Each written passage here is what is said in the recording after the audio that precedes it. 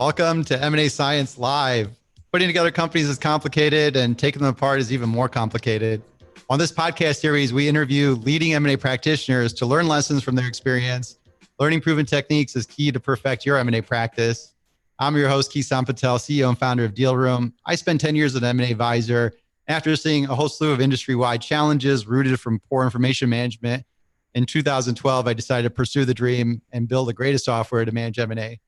Second greatest, 4Degrees comes first. So joining me today is Ablorde Ashigbi, CEO and founder of 4Degrees, a relationship and deal management solution built for private markets. Ablorde spent his career around private equity and M&A, both as consultant and investor, and most recently with the Pritzker Group. Today, we're talking about challenges in M&A lifecycle management, how we've identified them and developed software solutions, and tackle some of these issues. So a little bit of a different format today. We're doing more of a fireside discussion, and we're just going to kind of walk through sort of our journey in starting companies that really tackled some of the industry problems, more specifically from the software solution side of it. And, maybe we kick things off. I guess I could get a little slide deck. I'm going to pull that thing up real quick. Let me get 1 second here.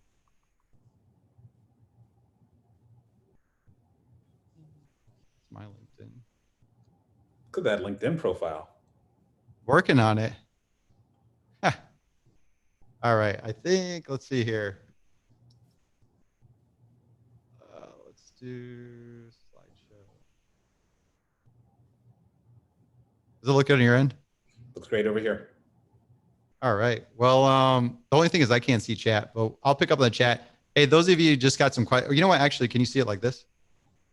Yeah, can still see. Okay, let's do this. That way we can see the chat and everything.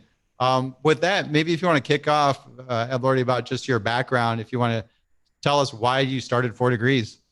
Yeah, so Kison, you nailed it when you described very quickly kind of where we come from as a company and as a product, which is that we spent our careers in and around the private markets. So people transacting and facilitating transactions around companies. And one of the challenges, many of the challenges we faced were underpinned by the relationship network of the firm and how we weren't actively managing that and leveraging it for the full advantage of sourcing transactions, doing diligence on them, and then helping portfolio companies, once we made investments, grow and succeed. We were doing it in the combination of tools that were either built for sales teams and people, which are great if you were an enterprise sales manager at Oracle, but don't really fit the way that the private markets work, or in a set of Excel spreadsheets and Airtable bases and Evernote notes that are general kind of fine productivity products, but again, have no understanding of the workflows that ultimately kind of enabled us to do our jobs well. And so we saw an opportunity to build a product we wished we had. We left the world of investing and facilitating transactions to build that, and that's where 4Degrees came from in a nutshell. So we've been on this journey now for about 3 years, and it's similar to what you described. We left to go try to live the dream, and it's been a lot of fun. I guess I'm curious because there's a lot of solutions that have sort of tackled this area. What makes you guys unique? Yeah, it's interesting. So I think if you consider the broader CRM landscape and the like, there certainly are hundreds, maybe even thousands of solutions. When you niche down specifically to folks who are focused on the kind of private equity, M&A, kind of deal management side of the world, that number falls off precipitously, especially when you start to think through the specific workflows you're trying to enable. And so I would say what makes us different amongst that set specifically are, one, our relationship orientation and focus that takes the form of doing a bunch of work to pick up news and alerts and events about the people in your network and what's happening with them that may help you get your next deal done or help you source your next company. The second is the elimination of data entry. And so we plug into a number of third-party data providers meant to grab descriptions and locations and prior funding rounds and other company history-related data. So you're spending less of your time managing that in a spreadsheet and more of your time doing the work that actually matters. And then the third is the level of workflow integration that we have. And so that takes the form of not only being able to use the product in the cloud and being able to collaborate on it wherever you are, but also a set of Chrome extensions and Outlook plugins that enable you to manage a lot of this data from your inbox or on LinkedIn and a number of different places around the web. So I'm hearing a lot of the things that are really around the modern trends of the way we think about data, how we want our tools to sort of talk to each other and be able to work together to start tying in some of these workflows. Yeah, no, absolutely. We certainly consider ourselves as a tool kind of built for, we see the current and like the next wave of M&A. Cool. Well, I'm going to jump through some of these challenges, and Yeah, so I'll I'm go for it. managing your deck, so you kind of got to cue me up to sort of do that. And then we'll sort of switch off with a little bit about the deal room journey as well. No, absolutely.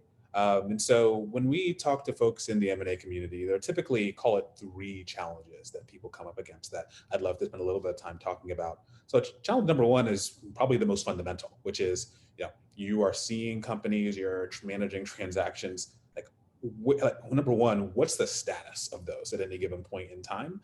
And can I do any interesting sort of reporting against that enable us to improve our process over time and improve the way we go about the business? And so I've included here a snapshot of probably the most common way that people do this today, which is an Excel spreadsheet, where you have a set of columns up top that are trying to describe status and description of the company and the last conversations that you had, and maybe the kind of business that it is. And the challenge with Excel is that it's incredibly manual, right? And so Excel's general great productivity solution, but everything you see in that spreadsheet is something that someone had to go put in first initially, and then over time update in an incredibly manual format. And so we've seen this challenge be probably the one that people struggle with the most, because without good data, without good information flowing in throughout the team, everything else starts to fall off pretty quickly. Next slide, if you wouldn't mind jumping in for me. And so to dive a little bit more deeply into the challenges of Excel, number one, which I already described, is like the manual data entry portion of it. Like, most folks in M&A and investment are highly compensated professionals. And so the idea that you have folks spending hours of their day punching in manual data into a system like Excel is difficult. The second is naturally that Excel is not at all built for collaboration, right? So Excel was certainly built for an era where you're in your inbox and sending file after file back and forth, which data room takes care of, particularly on the latter side of a transaction. But even earlier on, when you're trying to understand where your deals are in process, the opportunity for double work, for wasted effort, for a lack of understanding is pretty high in that environment. The third is not at all built for mobility. We're always on the go. We're on our phones. We're on our iPads. We're hopping into meetings, at least in a pre-COVID-19 world.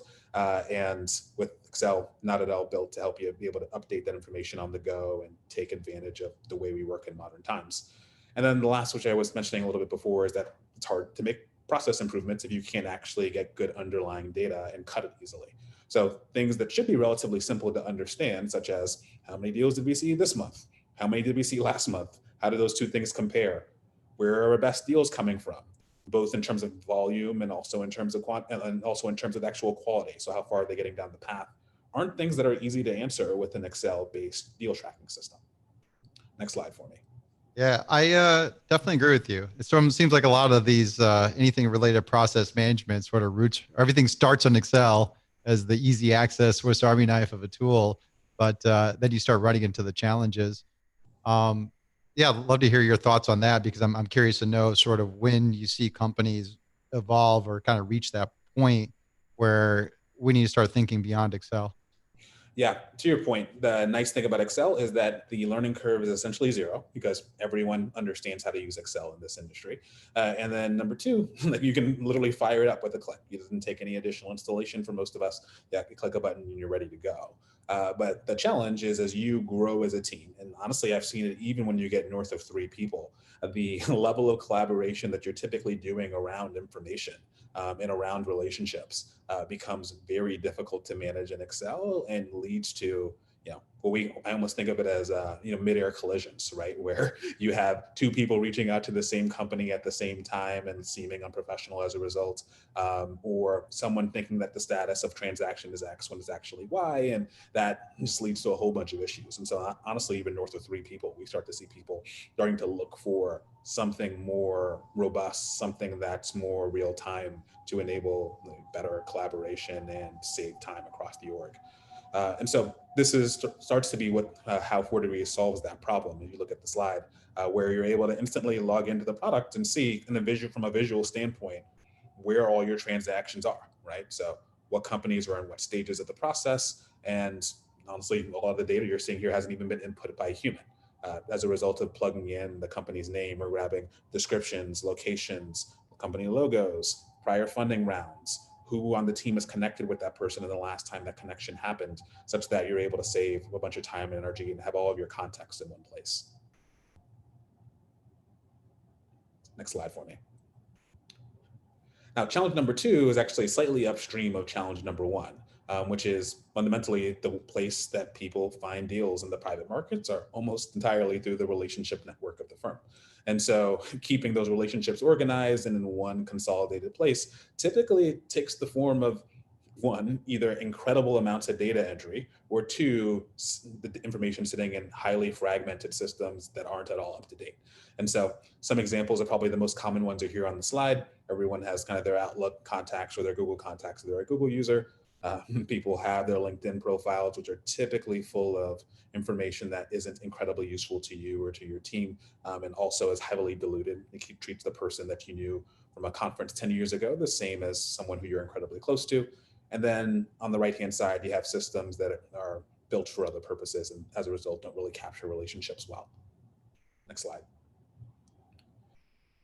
As you can see, like the real consequence of this is if you think about where deals come from in this industry, they are almost entirely from the relationship network of the firm. And so if the core engine of the firm is this robust and engaged network, then having a set of products or at least some sort of process around ensuring that the relationship network of the firm is properly tended to, taken care of, can easily be searched through is pretty critical to ensure you're seeing all the deals and kind of managing all the deals you'd like to. Slide. And so very quickly, quick view of what this looks like in 4Degrees. You're able to take a very fast view of the team's entirety of the team's entire relationship network, be able to slice it by a bunch of different dimensions so you can filter it by the kinds of entity that they are, the last time they were spoken to, et cetera. And then also be able to set regular cadences of interaction to make sure that you're touching base with the people that matter most to the business. Now, challenge number 3, staying on top of information sources, right? And so fundamentally, there are people and companies who we see as being critical to our professional success or who we're trying to track to find an opportunity to engage in some way. And honestly, the main ways people use or main mechanisms people use to do this are a combination of Google Alerts, which one require manual to set up, and 2 can become very noisy very quickly, or 2, a number of other information sources that flow into the inbox, leading to what is already kind of a crisis of email overwhelm for most of us. That makes it really difficult to understand what's going on. Next slide. And so what we do is we try to surface the key events that are occurring in the deal and executive network that you have. We do that by plugging into both your email and calendar, so having an understanding of who your team is connected to and communicating with. And then critically understanding how strong those relationships are and also what areas of focus those people have and what your areas of focus are. And using that to then search the world for information about those specific people and companies that seem most critical to your team and your goals. And so this is just a quick screenshot of what that looks like in practice here. I like the design. Mm-hmm. These are some of the slides that I had about Deal Room. I want to challenge the audience too, just to sort of come up with some of the questions that you had around sort of CRM and 4Degrees. I got some I want to jump into, but I want to hit a little bit because what's nice about the story that we talked about initially was around lifecycle management, where you deal with a lot of the process up front, especially it's critical to the deal sourcing phase. For us, we've been primarily focused on the diligence and integration phase, which is different with some unique challenges. Some of the stuff is similar because you talked a lot about the organization of information, the collaboration, and so forth. So that's kind of one of the big early challenges that we've seen is well, number one was just getting the information. If you're going to run an actual sale process or introducing buyers, there's always the nuances of organizing a data room. A lot of times we see it takes anywhere from a week to a month just to get the information to really properly organize it. And for us, that was the first thing. Is like, how do you create a smooth way to just gather information, organize it? Because this sort of old school way of Excel, of course, where you have the giant list of all these diligence requests that you need to even prep a divestiture, you're sort of organizing files in some kind of folder structure and you're manually typing in index numbers. And then you end up emailing this thing back and forth and it gets pretty clunky. The cool thing is just thinking in terms of a project management workflows. One of the first things we did was build a workflow to really smooth out this, where you can have a request list and just drag and drop files right into the request list, and the system would automatically start organizing things and suggest folders and subfolders. So again, a little bit more rooted on the actual file management side of it. But that was one thing we saw. We completely eliminated entering index numbers manually, but to be able to do this in a much more modern way of just having the system do the legwork of organizing. We've seen this cut the time in half, where that 4 weeks to organize information gets cut down to 2 weeks because you're essentially turning into a mindless activity. Another challenge we saw was around collaboration. The biggest thing we always hear from corporate development teams is, especially early on in diligence, where they are dependent on functional leads doing their part of diligence from different functions. And the challenge is, you, a lot of times, if you don't have a enabled collaboration, everybody's in the work silos going down their templated checklist, looking for the obvious, immediate doomsday tomorrow type of risks. And the reality is, you need to be able to enable these different functional leads that may not normally work together day to day, to be able to really collaborate, share this information and views, and connect the dots to find the underlying risk in the transaction. We find it really, really critical. And then also that comes back in play when you start planning for integration, to be able to connect those same dots as well. So for us was really developing a solution where it's easy, as you look at documents, to be able to start tagging things, creating your findings, but at the same time to be able to have that visibility across functions, to know that, hey, legal already created a thread around this finding, and I can sort of jump on to the same thread what they've already started, and start creating that kind of visibility. And it works really well in conjunction with like a chat tool, because you're doing similar things where you're organizing your communication in real time by those channels. And the other thing too for us, when it came to diligence and then moving over to integration, we found that the highest success rate in integration, and it's where value gets either made or destroyed, really comes down to how well did you prepare ahead of time from it. Where was there some nice alignment between the companies, where they have a clear cut plan, there's a clear focus on what the value drivers of the deal are, they're prioritized. So what we emphasize a lot when we work with companies is making sure that that integration planning is happening in parallel with diligence in a very iterative way, so that they're continuously updating this integration plan, so that they actually have something in place that is ready to go once day one hits. But they have this nice agilities built into their work culture, where they can continue iterating that plan as they get new information coming in. So this is a bit of a view of what that looks like in terms of mapping it out and understanding what's connected, dependencies and progress and so forth. So I wanted to just go back to some of the challenges when it comes to CRM system. Ironically, I had talked to a customer earlier today that was very frustrated with the CRM solution, and they spent a ton of money for not your product, but a competitive product, and they were promised the world, and they had a terrible time with implementation. And for them, it was a big failure and disaster. All their estimated costs were, ended up going way over budget times three. And they finally got to the point where they gave up. And I think they're originally on Salesforce, so they end up going back on Salesforce. And I know they're interested in talking to you, but I'm curious to know, when we think about CRM, to me that's a tricky one. I don't even want to get involved in that, because it's such a personal thing for everybody in terms of how do you develop your process of managing your relationships and track deals. So I'm curious, what's your approach in terms of avoiding those kind of implementation disasters? Yeah. I mean, the story you told is one that I've certainly heard many a time from many different providers and from many different people in the industry. And I do think you're right. Like, there is a lot of personalization. Like, you're ultimately talking about managing what we describe as people's most important assets, which are the relationship networks that they've built.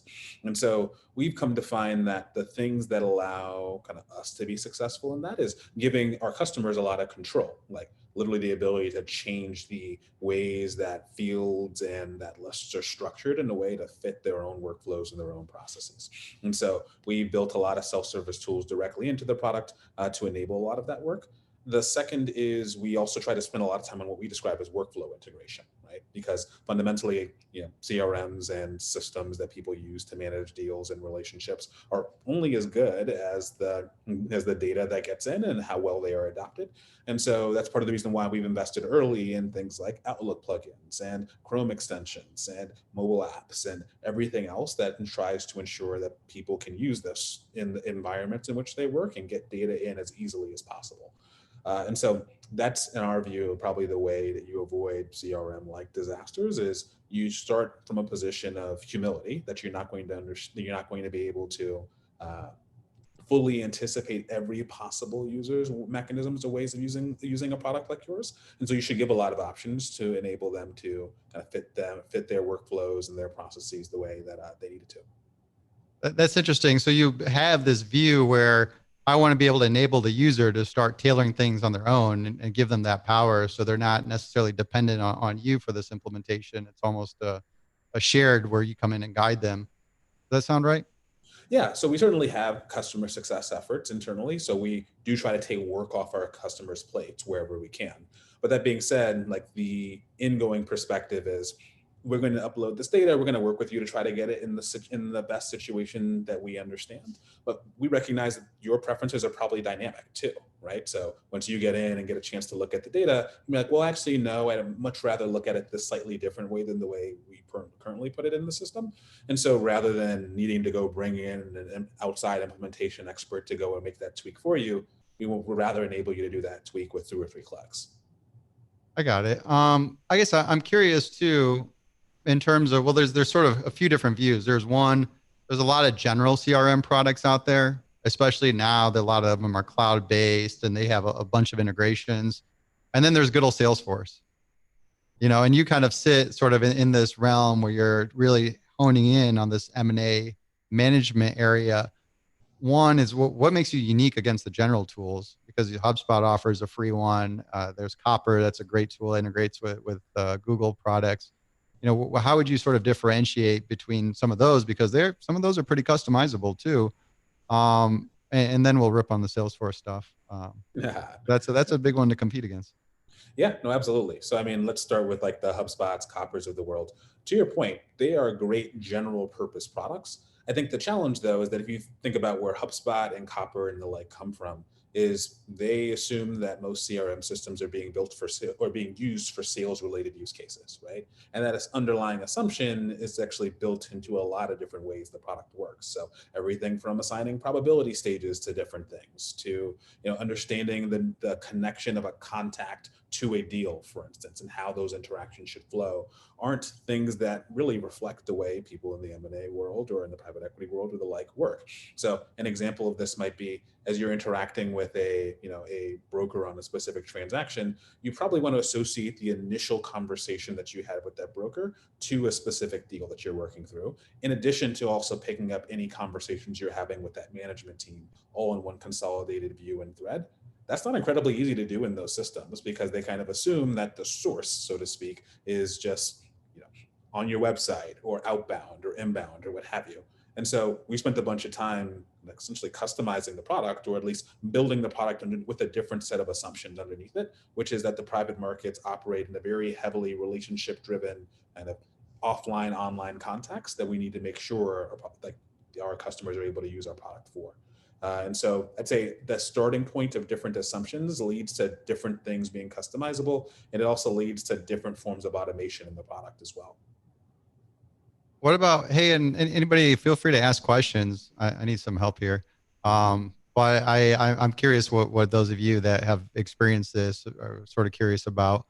On the other side with Salesforce, a lot of companies I see, they gravitate towards it just because it ends up becoming their database, where there's so many products that extend off of it.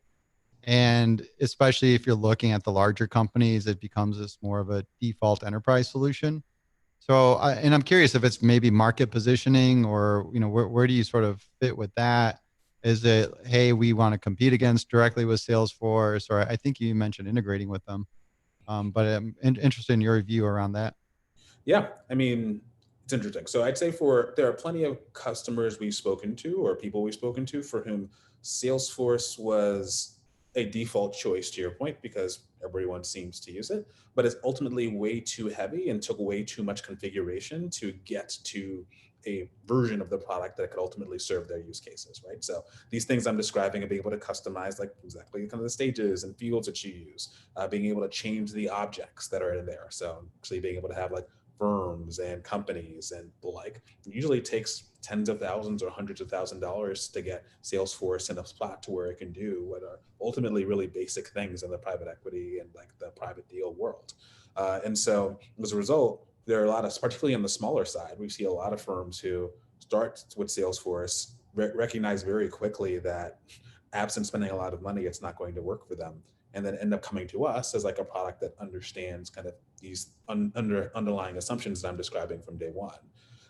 That being said, we do have some customers who have been on Salesforce for decades and spent the money and the time and tried to install their process using Salesforce. And yet they find that there are a bunch of specific work around relationships and relationship intelligence that I was showing in our presentation that Salesforce has no ability to do, or at least isn't built to do very easily. And so we can actually plug into Salesforce if we need to and serve as this like relationship management and intelligence layer on top of the Salesforce database. And so it honestly depends on the customer. We find for smaller ones, like the work, the cost, the effort required to make Salesforce work is usually leads them to just use us for both deal management and relationship management. And for those that have already made kind of the heavy dollar and mental like investment around Salesforce already, we can jump on top of Salesforce and provide this level of relationship management and intelligence that you typically wouldn't get from a system like that. Well, I mean, would you say though, some firms that would actually, they're better off using Salesforce on a large scale, right? If you're, especially if you're running multiple business lines, you got trading desks, investment banking, et cetera, and you're really looking for enterprise level of support, that sort of ecosystem.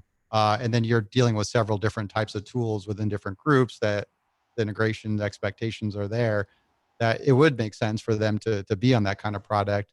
But then there's still this sort of tailored approach within what you provide that's more of the transaction M&A focus. Oh, absolutely. Right. I mean, so to your point around like the trading desk and similar, like if your firm's large enough to have all of those different entities underneath one umbrella, our product isn't built for that use case, for instance, right? And so in that world, if you're trying to serve multiple different business lines, totally makes sense to have a different system that may underpin all of that, and then have specific other systems like ourselves who can jump in and provide a more specialized bit of functionality for specific groups. Cool. I want to ask some just sort of general stuff because I don't really use our own company CRM. I'm still using Google spreadsheets for my relationship management, and I'm challenged with it because I'm good at sort of having the conversations, meeting people, but the whole keeping up with contacts. So I'm just interested in your view about best practices when it comes to relationship management. Yeah, no, absolutely. So we've seen a few that work particularly well, either within our customer base or just kind of more broadly from having spent a bunch of time in this industry and on this problem. So number one is just the importance of staying frequent with people and keeping up to date, especially in times like today where we are in an unprecedented global pandemic. There really are no shortage of opportunities to reach out to people and see how they're doing and just make sure that on a more human level that you've stayed engaged. And so we find a lot of folks setting up like recurring cadences. So saying, hey, I want to make sure we're touching base with once every 6 months or once every 3 months or something similar, and having a system that at least helps you stay on top of a lot of that. The second, though, is to do that not just with pure rote, like, hey, it's been 3 months, what's happening, but actually to do it with a level of authenticity. And so that level of authenticity usually comes as a result of finding information or things that you know about that person and what's happening in their world, or things you know about them and what they're interested in that you can use to spark that conversation. So it's everything from reading an article that's related to their space or their company and sending it to them and say, hey, I was thinking about you, or detecting from your calendar that you're flying from Chicago to Los Angeles and using it as an opportunity to meet up with friends in LA while you're in the area. Or when they've switched jobs, reaching out to say congratulations and offering up a set of introductions to help them get settled in their new industry or in their new company. All of these things feel like relatively small gestures to you, but we've come to find are incredibly important for building long-term, but also deeper professional relationships. Yeah, I mean that's I think of the challenge. You're right that you sort of need to put that effort to show the interest there, but it takes a lot of stalking to be able to do that. Absolutely. Well, absolutely. Right.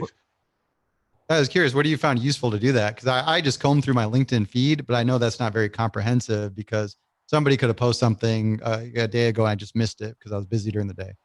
Yeah. I mean, I cheat because I have 4 degrees, right? And so 4 degrees is certainly kind of my secret weapon for this sort of work. Outside of that, the things I've seen people use to do it are typically a combination of Google Sheets, as you described, and Google Alerts and like scanning social media, and it's hard, right? And so it ends up being that you only do that for a very small subset of people.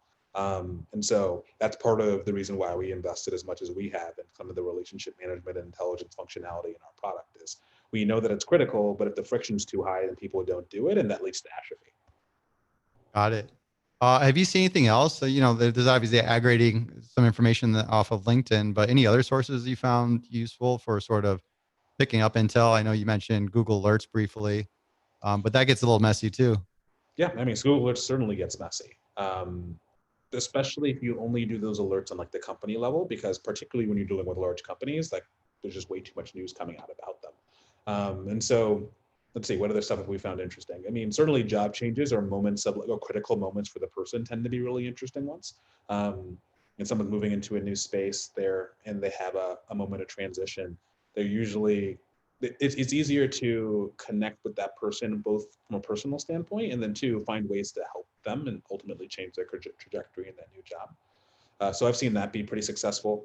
A second is if someone has done self-authored content, right? So yes, they may have published something on LinkedIn as like a post, but like if they've posted a blog or even if they've tweeted things that have had really high engagement, if they've been on a podcast or a webinar like this one, using those as opportunities to both listen to what they have to say and then genuinely engage against that, we found to also be another very powerful channel.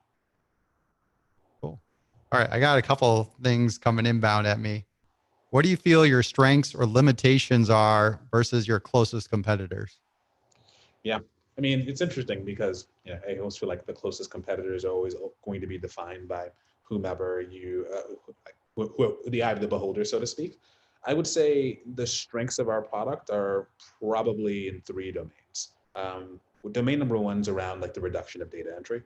So we do a lot of work on gathering company information, which I described a bit before. So descriptions, locations, prior funding rounds, et cetera, but also on people. So basically taking the email address as the base, we try to grab kind of where that person's current and prior roles are and where they're based and some of their areas of focus. And we tend to find that for our customers, saving that time and effort ends up paying meaningful dividends. The second is the level of workflow integration that I was describing a bit before. So the Outlook plugins, the Chrome extensions, and so essentially allows you to leverage the information you've got in the product and generate new information from wherever you are. And then the third is the focus on the relationships. So yes, we can track and manage transactions and pipeline, et cetera, but we talked a bit about that. And we do allow a lot of customizability there. But we also pick up news and alerts and some of the things we've been describing about what's happening with the people. And we find that that enables you at the top end of the funnel to ultimately generate deals later on. I personally like the design. I have sort of pick out the design principles you guys follow are pretty up to date, which is nice to see in our industry. Appreciate it. Yeah, and I'm personally interested in sort of how you aggregate that information because I haven't seen that in our space with a lot of other tools. So that's something interesting that might have to get my own hands on. I got a note from Samantha. It's great to see some innovation when we're managing the deal pipeline. We used a different tool, which made quite an effort to find some simple info. So Yeah. that's the question. Yeah, no, Samantha, you're absolutely right. We find that the amount of work it takes, the number of clicks, the number of searches to get to what should be really straightforward information is oftentimes quite challenging. My question is around adoption because I even remember our company, we went through 4 or 5 CRM systems, and that was always the biggest struggle. And then even in our space, I've talked to companies where they want a feedback in terms of their CRM implementation. A lot of times they're mid-sized firms, so they're looking at Salesforce and some of the specialized M&A tools. And I've seen them go through this process. And I also, even taking a step back in terms of like the selection process and what that should look like, because I think a lot of people get this wrong. But I'm curious to know sort of what's your take on one, just the steps of going through it, and then two, aligning that so you actually do get successful adoption. Because the Yeah. worst thing you can do is buy something and nobody uses it. Yeah, no, it's a totally wasted effort, both in terms of the actual dollars, but honestly, in terms of like the opportunity cost, right? And so in terms of the selection criteria, in my mind, I think the point you were making at the beginning, ultimately the CRM system that's going to be best for you and your team is going to be the one that they actually use, right? And so picking something that somehow clears that adoption hurdle. Some of the things we've seen that help with adoption, one is having something that actually fits the way that your team works. And so that both has, I'd almost call it like data model implications, as well as kind of actual like functionality and plugin implications. That's what I mean by data model is like, is it structured in a way that enables your team to easily understand, hey, I'm working on a transaction, that transaction goes here. I'm talking to a private equity investor, that private equity investor goes here. I need to filter this list to find the right private equity investors for this transaction. I can do this here. And if it's not obvious, like how to do that, then you've introduced another level of like mental friction for people to be able to use the system. It creates pain that ultimately allows people want to avoid that. The second, which is outside of the data model and more is around the workflow integration pieces, fundamentally people spend their time in this industry in their inboxes, right? And so if you are able to meet people where they are and make it incredibly easy for them to start to track and manage information without having to essentially jump out of their flow, jump out of their work stream and go find it somewhere else, then we at least tend to find that leads to different kinds of adoption, different levels of adoption. And so those two things certainly matter. The third is, can you reduce the time it takes for data entry? And so some of that can happen as a result of automation, some of that can happen just as a result of design, but can you make it fast for people to put the information they need into the system? And then to Samantha's point, make it easy for them to get the information they need back out. And so those things we found tend to be critical for adoption is really, can you make it easy to get the information you need and manage what you need to manage fast? So I like what I hear around sort of fitting the needs and understanding what that is, and then clearly demonstrating that this is easier and faster. One of the things that I think we've essentially evolved to, and you're probably familiar with the lean startup model, where you want to validate a business idea and you go through these discovery interviews. So I'd interview somebody that's a part of a cohort of a potential customer and try to be as unbiased as possible and understand what their pain points and challenges are and work with them to prioritize those pain points and challenges. And I found this to be highly effective where if we work with, for example, a corporate development team, the first thing I want to do is map out what their team looks like because there could be corporate development, then there's integration involved, and then they report to a strategy group and really be able to identify who those key personas are. And I take those same approach. I do that discovery even today, and we go through what are your pain points and challenges and try to be as broad and objective, and then group with those key personas to be able to prioritize those pain points and challenge. And I find that to be such a powerful exercise because you're getting buy-in across the board and people are hearing each other out. And what I've seen time after time is a lot of times in the very front end or senior leadership roles, it's a pretty beautiful rainbow picturesque picture, of what's going on in their deal process. But then when you talk to the folks in the back end that are actually executing integration, it's a nightmare story. It's Friday the 13th all day. And to be able to get them to level up and start understanding that I think helps align the team around specifically what problems they're trying to solve. And then from there, walk them through what are feasible solutions, but at least gets them objectively identifying and benchmarking which solution would have the most probability to solve the problem. I think that's sort of been a big pivot point for us to be able to apply that.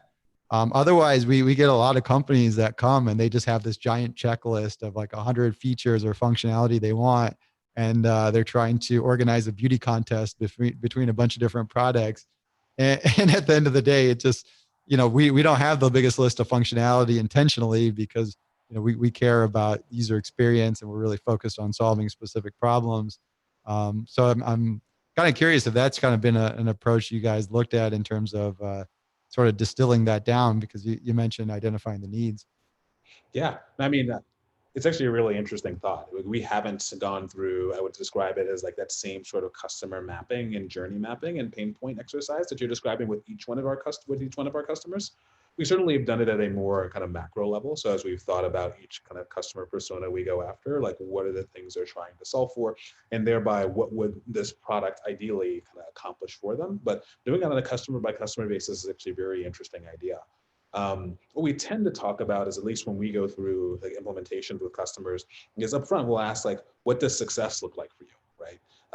And I tend to find that asking that question allows people to level up a bit, to your point, and say, all right, if this system helps me do X, Y, and Z well, or shortens the time we need to do X by Y, then this is well worth kind of the time and the energy we're spending on it together. And then we can start talking about strategies and figuring out which portions of the product are going to be best suited to help them accomplish kind of what their vision of success is. Yeah, I think you're right. That sort of aligns with that if you can develop the goals out of those challenges as well. But you're right. Sometimes they have the specific goals in mind as well that you should hear out. Right. What's the future look like for you? I think we're both sort of self-claimed innovators in the space, or that's the job we signed up for. I think maybe this is a little point for both of us just to kind of share what do you see happening in terms of technology utilization to improve the M&A process? Yeah. I mean, it feels to me like we're in an interesting era. And then maybe, and Lord knows if COVID accelerated this or not, right? But I think we as an industry have recognized that as much as we've pointed to technology as like disrupting and impacting and eating all sorts of other different industries, that it actually had historically not done much for M&A, right? Particularly for smaller firms.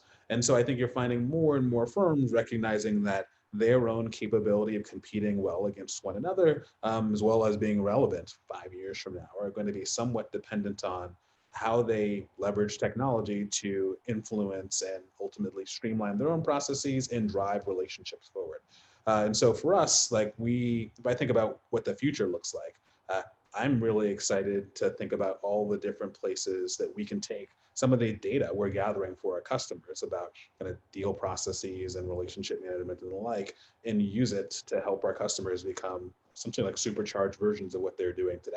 And so that's everything from helping drive deal sourcing and opportunity sourcing to helping them more easily search through their team's combined relationship networks and surface the right people for specific companies or challenges that they're working through, to even maybe one day on the post-merger side, helping identify talent to help them drive companies forward. Those are all things that I think are within the grasp of solutions like mine and yours that, 5 years, 10 years down the line, I think there's real opportunities to change. What do you think is going to drive that? Because I feel like there's some underpinning technologies that are evolving. If we think about, I mean, obviously we went through a whole series of hype around AI, machine learning stuff, which is settled. And I think people are finding realistic use cases now for them. There's sort of that trend, but, and then there's the connectivity of different data sources, and developing data lakes is becoming a lot easier. But what do you think is going to sort of drive all this?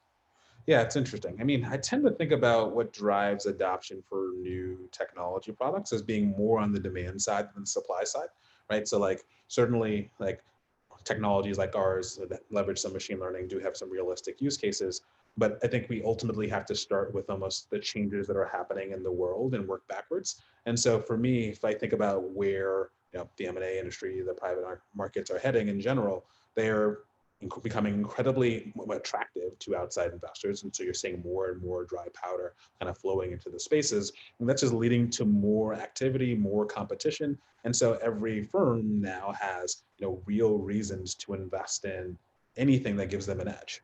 And that edge can take the form of speed. It can take the form of reduced effort. It can take the form of increased deal sourcing. But I think of those kind of more secular drivers as being the reasons why people in our industries are spending more and more time thinking through how technology is going to impact them and why they need to adopt it for themselves. Yeah, I mean, I like how you touched on the trend around finding opportunities and sort of aggregating a lot of this information to do that. I've contemplated the flip end of it. When you take a deal out to market and you're trying to identify buyers, we have so much historical M&A data that could potentially be thrown in one of the sort of big data models, using R or Python and be able to sort of connect the dots between these transactions that happen and almost score feasible buyers for that and completely automate that and be extremely comprehensive about it. But yet you don't see any banks doing that. They have a room full of analysts that are manually going through their old previous deals and see the buyers list were and doing a quick search with their S&P account or whatever they're using and trying to tack some more in there. So, that seems like that's like one area where it's just an industry that's so far behind in technology. They could essentially leverage that. Search is another one I'm curious about because I know Salesforce has put a big emphasis on the AI search side. I thought it was an interesting case around diligence because we spent a lot of time just manually looking for basic things where we could start developing some logic to sort of extract that or start checking things off and leave a lot more room for the actual value add activity versus the tactical crap that we often get stuck with. Yeah, yeah. And I think to this conversation, one of the interesting things is businesses today just generate at least much more of a data exhaust than ever before, right? And so like every business has a digital trail that you think about ways that any engine who's essentially scouring the world for information about those companies can start to pick up that data exhaust and do interesting things to identify these signals probably mean that this company is ready to go out to market soon or could be interested in looking to need representation. These signals may suggest that this company is actually in an inflection phase that it's harder to tell from the outside. And so if I'm a buyer, I should be paying more attention to this company than I would before. And so, yeah, the implications of the combinations of the vast amounts of data that are now available, essentially about every kind of company, mixed with the increasingly sophisticated analytic techniques that we have around them, and the fact that the space is becoming more competitive than it's been before, probably lead to an interesting perfect storm in some of these places. Yeah, just kind of fuels the development and innovation in our area. Yeah. Anybody else have any questions they want to throw out? Your chance to ask Mr. Ablorde here anything, everything under the moon about building solutions to solve our deal challenges. Um, with that, I don't know. Do you have any thoughts? Do you have anything else you want to share? I know it's been an interesting conversation, and you're kind of at an interesting spot with your business, and I'm excited to see sort of the progress that you make in the coming years. I do like sort of the approach you're taking and taking a lot of the modern practices in our industry because a lot of the tech providers are pretty legacy and still are using the same tools from 20 years ago. Yeah, no, it's somewhat crazy, but at the same time, entropy is a real thing. I'd actually be curious for you, right? So I kind of consider you to be a little bit ahead of us on the journey. What are some of the biggest lessons you've learned along the way?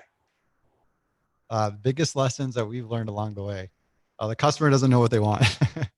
uh, what I mentioned too about that process. I think that was the biggest thing that I've learned is you got to really do that discovery, and it does turn into more of a solution selling, but in the end, it gives you this such a compelling level of alignment.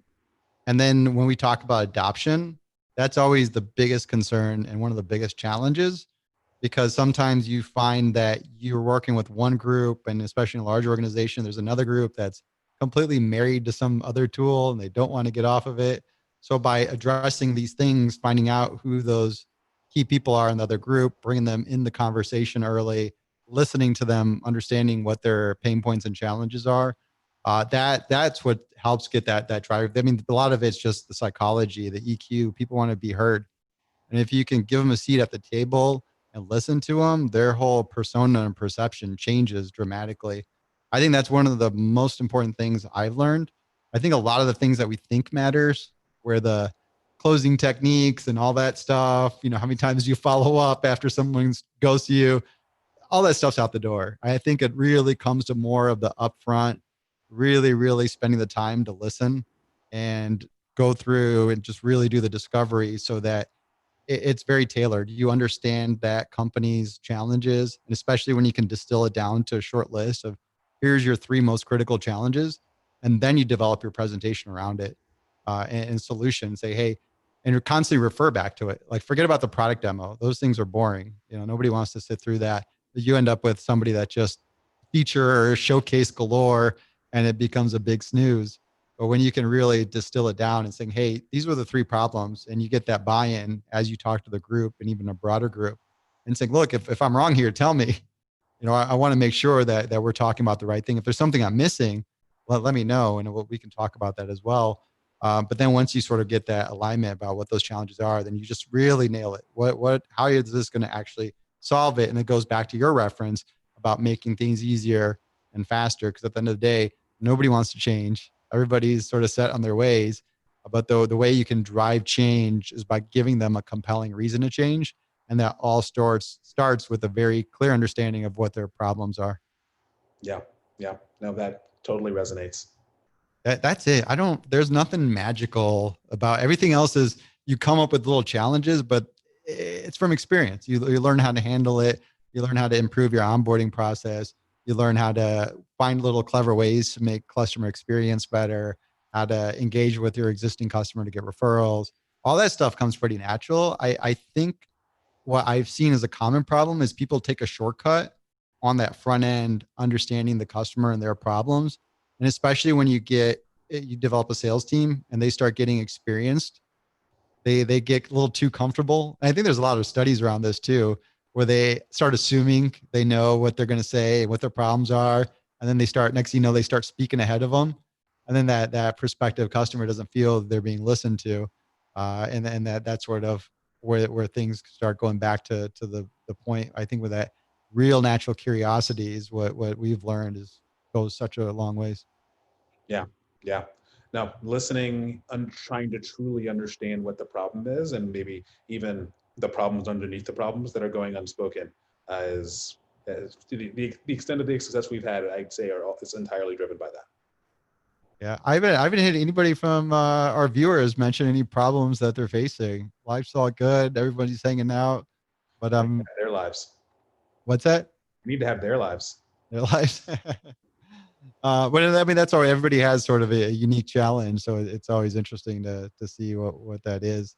Um, I want to ask you, really important. What's the craziest thing you've seen in M&A? Yeah, the craziest thing I've seen in M&A is probably related back to my consulting days, funny enough, where we were essentially we were serving as an advisor to an M&A transaction that was occurring. And I remember there was a member of our team, and so to give you a little bit of context, it was a company that sold frozen chicken into like a bunch of the large like retailers and grocery stores.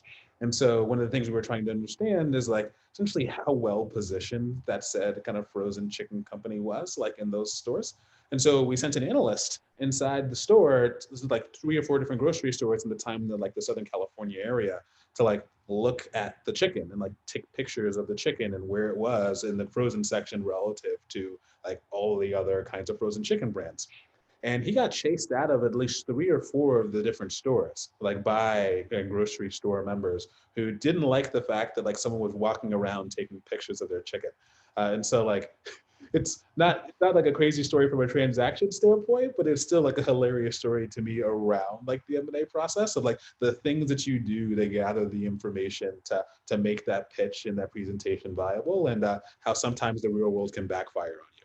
But I mean that it's funny because you're doing the right thing. Like qualitative diligence is key because you come back with a real story and you come back with something that's tangible that people can relate to and understand, and it completely ties into the customer experience, which rationalizes a lot of things. So it's kind of funny that you get chased out when you're really trying to do something good. Yeah, yeah. The people were coming out of the back of the store like, you go, like literally he's like walking around the store, like trying to do laps around some of the different aisles to like lose people so he could take at least one more photo before he got kicked out. It was quite the story. I guess now they got Google Glasses. He can be a little bit more incognito. Exactly. Hey, Ablorde, I appreciate you taking the time. I enjoyed this conversation and look forward to the next one. Likewise, looking forward to it, man. All right. Thanks, everybody, for joining us. Take care.